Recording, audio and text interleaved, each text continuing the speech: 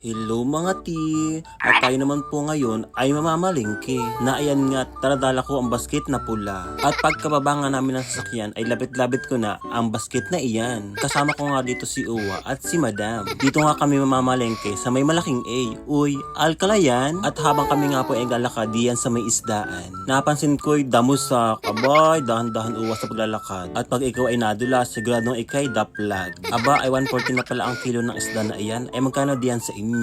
Nakay masarap ang tahong hani. Aba, ay mahal din pala ang kilo. Ano ba ang masarap na luto sa tahong na iyan? Mag-comment nga kayo kung ano ang inyong putahe. Yan na nga at natagal ay nabigat ang aking dala. Fresh na fresh pa ang tilapia na iyan. Nakinagalaw-galaw pa hani. Aba, kumadi hindi nakain ang tilapia. Ewan ko kung bakit. Ang tilapia baga at ang bangus.